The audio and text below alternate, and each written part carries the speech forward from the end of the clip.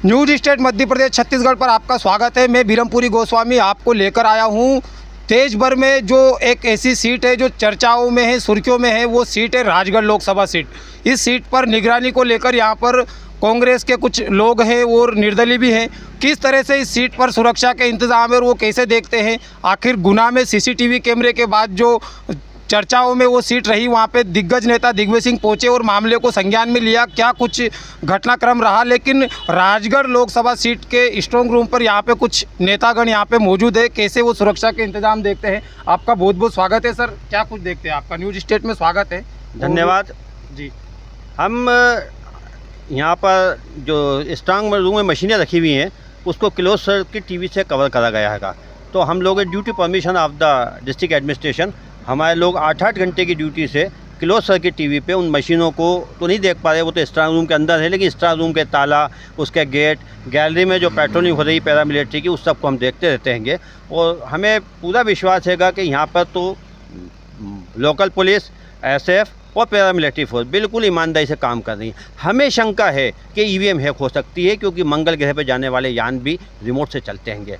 तो माननीय दिग्विजय सिंह जी के आदेश अनुसार हमारे कार्यकर्ता, हम सब लोग वो प्रजातंत्र बचाने के लिए जो निर्दलीय भी चुनाव लड़ रहे हैं, वो सब राउंड द क्लॉक ईवीएम के चारों तरफ सुरक्षा में बैठे हुए हैं। अब एक स्लिप आपने खुद ने बनाया, गुना में आ गया। गुना में जो क्लोज सर्किट टीवी था उसमें डेट डली हुई थी 1 महीने पहले की। राजगढ़ में ऐसी कोई बात नहीं है कि राजगढ़ बिल्कुल सही चल रहा है, टाइमिंग से भी सही चल रहा है।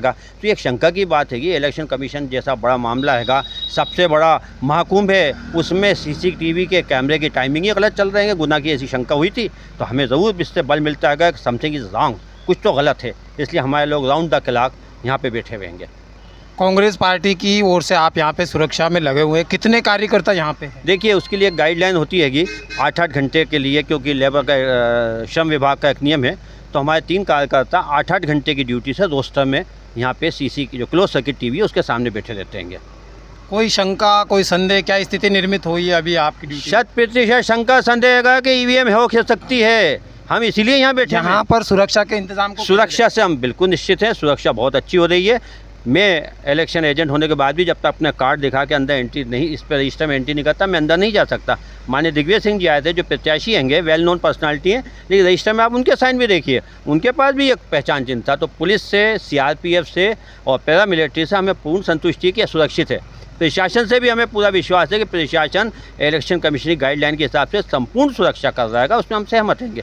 लेकिन हमें शंका माननीय निर्वाचन आयोग के उन निर्णयों पर है जो हम कहते हैं कि ईवीएम हैक हो सकती है, हमें ईवीएम दिखाई जाए। जब जनता मनता पे ईवीएम होकर खुलेआम दिखा दी गई, तो निर्वाचन आयोग हमें मशीनें दे देता, या तो ईवीएम हैक हो जाती, तो निर्वाचन आयोग अपनी गलती मानता, नहीं होती तो हम अपनी गलती मान लेते। तो ये थे राशिद जमील साहब, जो कांग्रेस की ओर से यहाँ पे निगरानी कर रहे हैं, और कहीं ना कहीं जो ईवीएम की बात है वो हैक करने की बात करें। हम बात कर लेते हैं निर्दलीय प्रत्याशी अनिल जैन, जो कि पहली बार लोकसभा सीट से चुनाव में है, और वो भी यहाँ पर निगरानी करते हुए नज़र आ रहे हैं। कैसे देखते हैं आप, क्या कुछ है? देखिए, ये लोकतंत्र का महापर्व था। मैं भी राजगढ़ लोकसभा सीट से उम्मीदवार हूँ, स्वतंत्र उम्मीदवार के रूप में।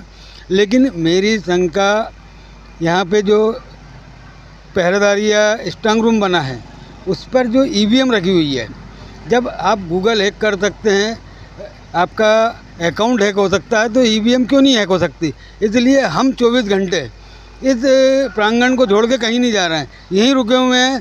4 तारीख तक हम यहीं रहेंगे, और जिस दिन इसका परिणाम आएगा सुबह, उसके बाद ही हम यहाँ से अपने बोरी बिस्तर हटाएंगे।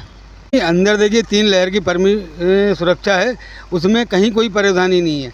लेकिन जो स्ट्रांग रूम के अंदर ईवीएम रखी हुई है, वो भी किसी मनुष्य ने बनाई है। और जब मानव निर्मित कोई चीज़ होती है तो उसे कोई भी मानव हैक कर सकता है, और उसके लिए आसपास कहीं ना कहीं कोई हलचल हो, कोई हमें ड्रोन दिखाई दे, कोई गाड़ी दिखाई दे, इसके लिए हमारे 3 लोग 8-8 घंटे की पहरेदारी कर रहे हैं। एक सुबह 6 बजे से लेकर 2 बजे तक, दूसरी शिफ्ट चालू होती है हमारी 2 बजे से 10 बजे तक, और तीसरी शिफ्ट होती है 10 बजे से लेकर सुबह 6 बजे तक। इस पीरियड में हमारे आदमी बिल्कुल सतत, जो बाहर एलईडी लगाई हुई है, 51 कैमरे लगे हुए हैं यहाँ पर, उसके ऊपर निगरानी करते हैं। कहीं हमें कोई थोड़ी बहुत भी शंका होती है तो हम तुरंत रिटर्निंग ऑफिसर या एडीएम साहब या एसडीएम, किसी को भी तुरंत बुलाते हैं, फ़ोन कर वो आते हैं और हमें उस शंका का समाधान करके देते हैं।